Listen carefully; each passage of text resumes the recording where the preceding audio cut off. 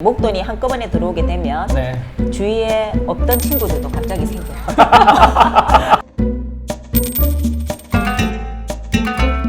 가장 계획적으로 부자 되는 방법, 경제상담소 가계부 바꾸거리입니다. 오늘 도움 말씀 나눠주실 분 두 분 나와 계신데요. 대종병원 정신건강의학과 김진영 과장님, 그리고 BNK 부산은행 연산동 금융센터 김명선 부지점님 나와주셨습니다. 안녕하세요. 반갑습니다. 오늘은 퇴직 후 삶에 대해서 고민인 의뢰인이 사연을 보내주셨고요. 지적해야 되겠다라고 하는 거 있으면 앞에 보이시는 부저를 눌러주시면 되겠습니다. 좀 머네요, 그죠? 제목, 퇴직금 어떻게 써야 효율적일까요? 저는 30년 동안 몸담은 직장에서 62세 나이로 퇴직했습니다. 2억 3천의 퇴직금을 받았고 아내와 함께 93세 노모를 모시고 있습니다. 퇴직금을 좀 굴려보려고 친구를 믿고 사업에 투자를 했는데 사기를 당해서 1억 5천만 원을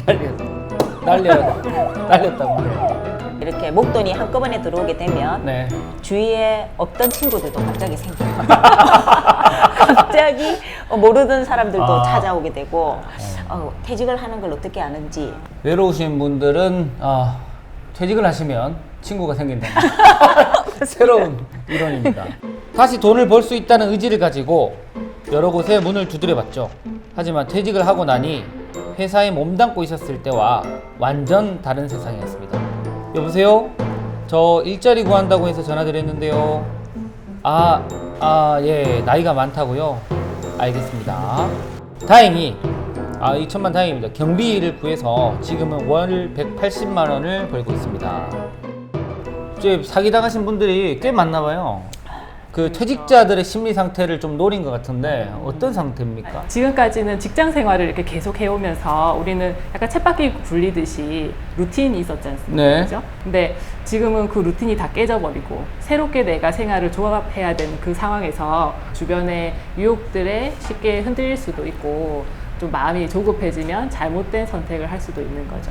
우리가 퇴직 시기가 예전보다는 많이 짧아졌어요. 네네. 50대 초반, 심지어는 또 50대 초반에도 퇴직을 많이들 하고 계시니까 들어오는 퇴직금도 중요하지만 목돈을 만들어서 나중에 노후에 어떻게 균등하게 연금을 받아서 알뜰하게 쓸 수 있는지도 계획이 있어야 될 것 같아서. 그러니까 결국은 40대 50대부터 적금이나 연금을 들어놔야 된다는 그렇죠. 말씀이시네요. 네네. 몇 퍼센트 정도를 이 노후 자금으로 구분해놔야 될지. 30대는 그러니까 적금은 30%, 70%는 적극적인 투자를 해주시고, 네. 50대 같으면 반은 이제 뭐 적극적인 투자.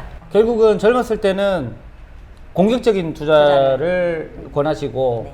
왜냐면 회복할 수 있으니까. 맞습니다. 네. 잘 안 되더라도, 그죠?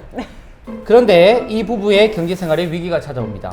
남아있는 퇴직금도 이제 위태위태한 상황이 됐습니다. 아까 전에 2억 3천 중에 1억 5천을 날렸으니까 8천만 원 남은 거죠. 여보, 이번 달에도 어머니 병원비가 이만큼이나 나왔어요. 어떡해요? 어머니는 교통사고를 당한 후 다리를 못 쓰게 되셔서 간병비에 생활비로 4천만 원이 또 빠져나간대요. 경비일이라도 하면서 입에 풀칠은 할 수 있겠다 싶었는데 병원비 때문에 항상 마이너스입니다. 아내도 틈을 내서 아르바이트를 하며 월 30 정도를 벌고 있습니다. 요즘 또 이 노노간병이라고 노인이 노인을 또 이렇게 케어하는 일들이 굉장히 많은데 이 심리적으로 굉장히 또 이것도 부담될 것 같아요. 그렇죠. 어떻습니까? 실제로 병원에서 환자분들을 보다 보면 60대 후반의 노인분들이 80대 노모를 모시고 오시는 경우들이 종종 있거든요. 근데 이게 제가 예전에는 이게 그냥 간혹 있는 일인 줄 알았는데 그렇지가 않고 정말 아주 흔하게 제가 접할 수 있는 일이에요. 노인분들이 우리가 젊은 사람들보다 체력적으로도 많이 힘드시고 그리고 약하시잖아요. 간병을 하시다가 우울증이 찾아오시는 경우도 굉장히 많습니다. 예. 왜냐하면 본인도 몸이 성하지 않은데 아픈 사람을 계속 보고 있어요. 맞죠. 맞습니다. 그리고 내가 건강한 걸 봐도 즐겁지 않을 수 있는 나이인데 늘 아픈 사람을 돌보고 아프다는 얘기를 듣고 그러면 마치 자기 몸도 조금씩 더 늙어가는 것 같고 우리 어머니처럼 저렇게 인지 능력을 잃어버리고 사람을 못 알아보고 대소변을 못 가리고 하면 어쩌지 하는 그런 불안과 걱정들을 참 많이 호소하시거든요. 의뢰인의 심리 상태도 물론 문제겠지만 이 경제적인 것도 굉장히 힘들 것 같아요. 지금 노모는 이미 연세가 많으셔서 사실 실비보험이라든지 질병보험을 드시기에는 어렵죠. 어려운 네. 부분이 있고 간병을 하시다 보면 또, 네. 또 다른 병을 또 얻게 되실 수도 있으니 실비보험이라는 질병보험을 챙겨보시는 것도. 맞습니다. 이게 다른 건 몰라도 젊었을 때 이 실비보험은 예, 무조건 있어야 될 것 네. 같아요. 그죠? 맞습니다. 예. 네. 보험 중에 가장 하나만 챙기라고 하면 저는 실비보험. 실비 맞습니다. 저도 그렇습니다. 네. 퇴직 후 있던 적금도 깨서 생활비로 써버리고 어머니의 치료비는 자꾸 나가고 이제는 퇴행성 관절염에 당뇨, 혈압, 눈까지 이상이 왔습니다. 이러다 남아있는 퇴직금까지 바닥날까 걱정입니다. 저희 부부의 노후도 준비해야 하는데 남은 돈은 고작 4천만 원. 막막합니다. 어떻게 관리하는 게 정답일까요? 라고 사연을 보내주셨습니다.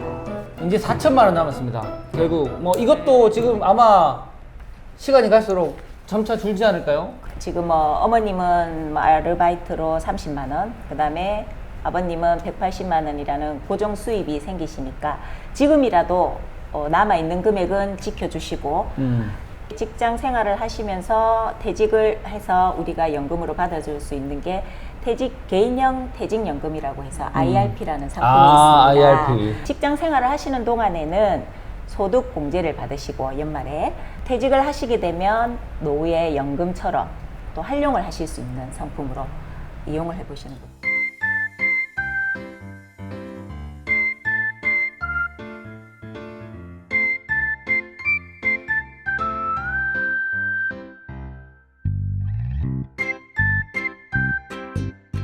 지금 남아있는 저희들 세액공제 받으시는 상품이 별로 없습니다. 그죠? 지금 퇴직연금, 그 상품이 제일 최대, 직장인들한테는 제일 아, 좋은 그래요? 상품입니다.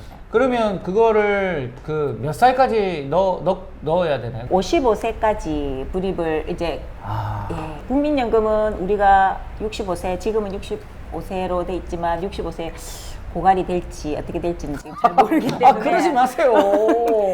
본인이 그러니까 결국 정부가 노후를 보장을 노후 보장을 제대로 못 해줄 것 같으니까 비행기 이거를 대비해서. 이 세액공제 좀 해주면서 알아서 준비해라 이런 거예요. 미리미리. 그죠? 참 씁쓸하기도 하고. 아무튼 이거를 그러면 몇 살까지 넣어야 돼요? 55세 이상이 되면 뭐 본인이 뭐 중단을 하셔도 되고 네. 퇴사를 하시게 되면은 뭐 또 자동으로 퇴직연금을 해지를 하셔도 되는데 대부분의 퇴직자들은 퇴직연금을 가입을 해서 목돈으로 해지를 하시는 분들이 많더라고요. 연금처럼 받아가야 되는데 네. 목돈 쓸 일이 많으시다 보니까 거의 뭐 7, 80%는 퇴사를 하게 되면 목돈으로 찾아가시는 분들이 많아요. 아, 그렇구나. 안타깝죠. 결국 내가 뭐 100만 원씩 네. 뭐 1년에 1200. 1200 예, 예. 그리고 그거를 55세까지만 하면 20년을 넣었다 생각을 하면 거의 뭐 2억 3억을 넣었단 네네, 말입니다. 그렇죠. 그러면 제가 얼마 정도로 올려서 받을 수 있나요? 얼마 정도 받을 수 있나요? 정하실 수가 있습니다. 네. 연금을 뭐 10년으로 받겠다. 네. 뭐 5년으로 받겠다. 연금을 지정을 하실 수가 있죠. 월 100만 원씩 20년을 넣었는데 네. 그거를 5년에 받겠다 하면 나중에 금액이 조금 많아지겠죠. 400만 원씩 그렇죠. 받는 거네요. 네. 거기에 조금 플러스 알파. 알파. 예, 이자가 아. 있으니까요. 예, 네. 저희 직원들도 가입을 다 하고 있고. 은행 직원들이 하면 따라해야 사실 뭐 그죠? 네. 저희 직원들이 하시고. 거의 뭐 검증됐다고 봐야죠. 네. 제가 이렇게 쭉쭉쭉 넣었어요. 예를 들어서 얼마까지 넣을 수 있죠? 월? 월 금액은 제한은 없는데 예. 우리가 세액공제를 받으실 수 있는 연 한도가 700만 원이다 보니까 700만 원? 예, 그래서 700만 원을 하면은 60만 원, 60만 원 정도 넣으시면 됩니다. 그거를 얼마 뭐 일시불로 땡길 수 있나요? 일시불로도 찾으실 수 있고 네. 그다음에 연금처럼 이 네. 퇴직연금의 취지는 나중에 노후에 연금을 활용하기 위한 거니까 장기로 받아가시는 게 제일 유리하시고요. 아, 그래요? 네, 대부분이 보통 10년 정도를 많이들 10년? 네, 활용하고 계십니다. 좋습니다. 그러면은 이 의뢰인 같은 경우에는 이 4천만 원, 네. 4천만 원을 무조건 쓰지 마라. 그리고 재테크를 이거를 IRP를 넣어서 연금처럼 활용해라. 이 네, 말씀이. 네, 노후자금. 네. 네. 이분도 좀 사실 쉬셔야 되는 나이? 맞습니다. 맞습니다. 나이에서 네. 예. 경제적인 심리적인 압박감도 많을 텐데 네, 맞아요. 조언을 좀 해주신다면 어떤?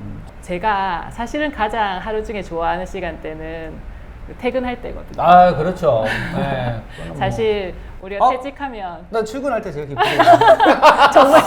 정말 정말요? 아 그럼요. 예. 그래서 우리가 퇴직하면 왠지 쓸쓸하고 좀 외롭게 들리는 그런 어감이 있는데 우리가 사실 제2의 삶을 시작하라 그런 말을 하지 않습니까? 우리가 퇴근 후에 그 삶이 기다려지듯이 퇴직하시고 나서의 삶도 잘 설계하셔서 기다려지는 그런 노후 생활이 되셨으면 좋겠습니다. 오늘 나와주신 두 분 감사합니다. 예, 고맙습니다. 고맙습니다. 고맙습니다.